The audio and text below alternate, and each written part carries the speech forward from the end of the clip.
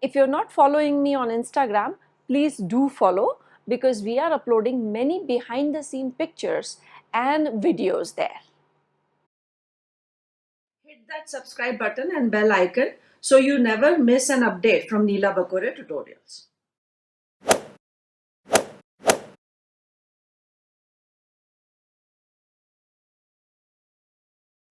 In this video, we'll talk about two important things. One is biomagnification and other is eutrophication. So let us first talk about biomagnification. Now this complete thing can be understood by very simple, by breaking this one word into two parts. One is bio and second is magnification. Bio is because living organisms are associated, and magnification is something which is increasing, or some substance whose concentration is increasing in the living system. Now, what is this substance?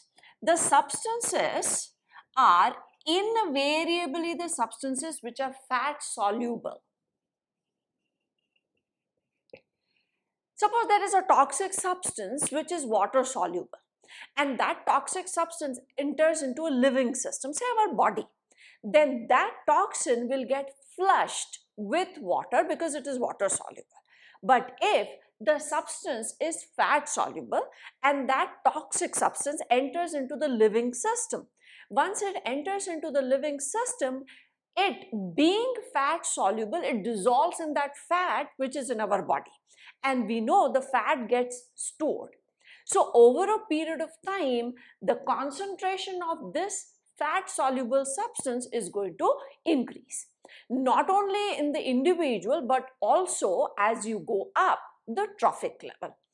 And such a toxic substance which is fat soluble is DDT, the pesticide which is now being banned. It is no longer in use, but if you analyze any sample, anything, food, any food substance, you would find DDT present in it because of the same thing, that is biomagnification. We'll take a simple example, and WHO has given the permissible limit of such toxic substances, that this much parts per million or parts per billion is permissible in a living system, in a body. Because if the concentration is below that limit, that means it is not going to cause any serious kind of harm to the body. But if the limit is beyond that permissible, or if the concentration is beyond that limit, then it is going to be very, very harmful. Suppose a water body has DDT because it was used as a pesticide, so it was sprayed in excessive amount, and with runoff all that DDT would come into the water. So say this water body had 0.003 parts per million DDT. We are talking about DDT. Now in this water there are planktons which are there. So from here this DDT would enter into zooplanktons. And in zooplanktons, this DDT would again get accumulated. So here the concentration becomes 0.04 parts per million. The next would be the smaller fishes which are going to feed on these zooplanktons. Here it comes to 0.5. Then the larger fishes which survive on the smaller fishes, the concentration comes to 2 parts per million. And then the large fish eating birds,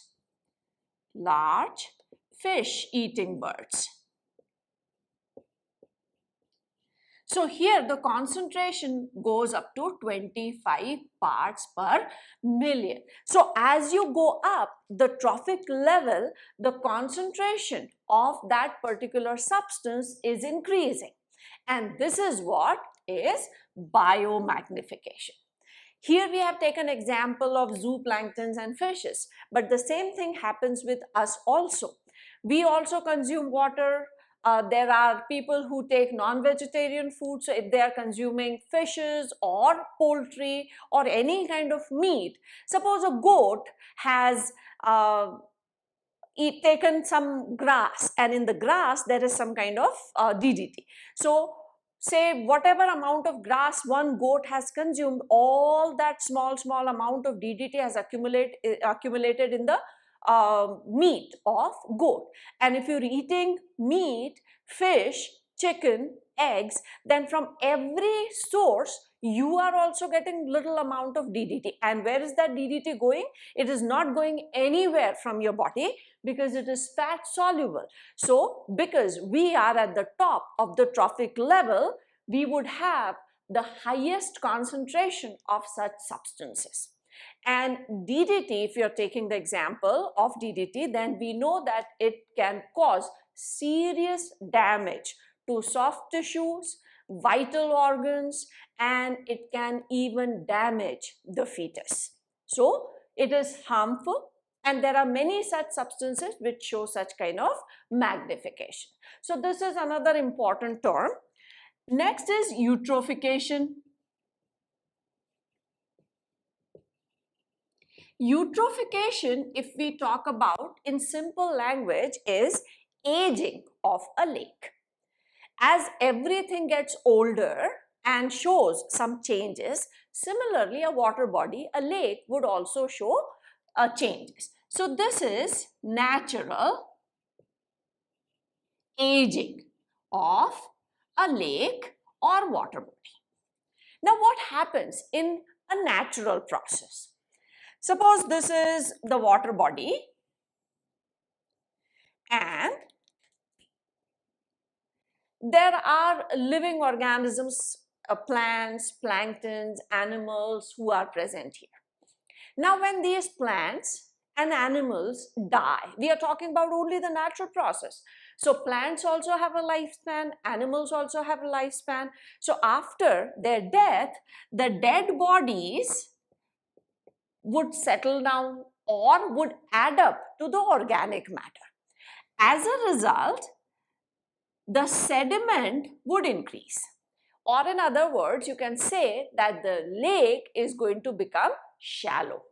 This process is going to take place, but it is a very slow process because it is natural. As organisms die, there are decomposers who would completely decompose. So it is not that everything is going to settle down. So, but slowly sediment will increase. So after some time, the lake is going to become shallower and shallower.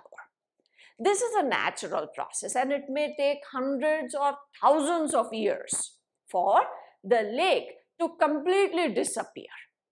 But our activities, human activities, have increased the pace of this process. What have we done?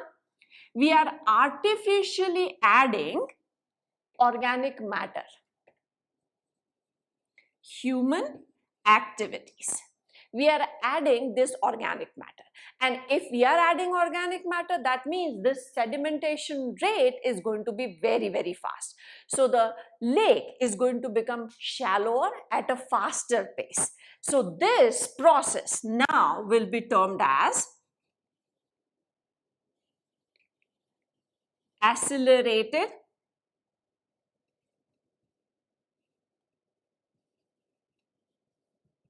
eutrophication. And this is purely due to human activity. There can be human waste, there can be other things which are added by the humans into the water body. Sometimes we bring in some plants like water hyacinth or ecornia.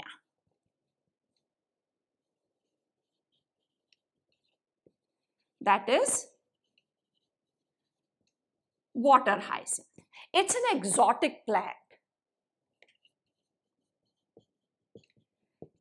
It is brought from some other country and has been introduced into our water bodies for its ornamental value. Now, when exotic plants are brought in, they do not have any natural enemy, predator, or organism which would feed on them. So for Ecornia, there is no organism which would feed on Ecornia. And as there was nothing which would kill, destroy, or eat this Ecornia, it multiplied in an uncontrolled manner. The multiplication was so fast that it covered complete lakes within few weeks. And when this plant was growing at such a faster pace, it was taking maximum oxygen. And when it utilized that oxygen, so oxygen available for the other organic matters decreased.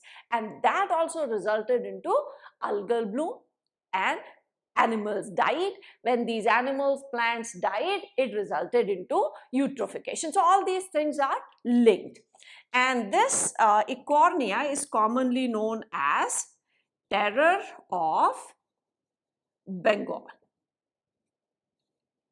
It was introduced for its ornamental value, and then people found it very difficult to control it. So they had to sort of scoop the complete lake off to remove this Ecornia, and then they used to burn those plants off.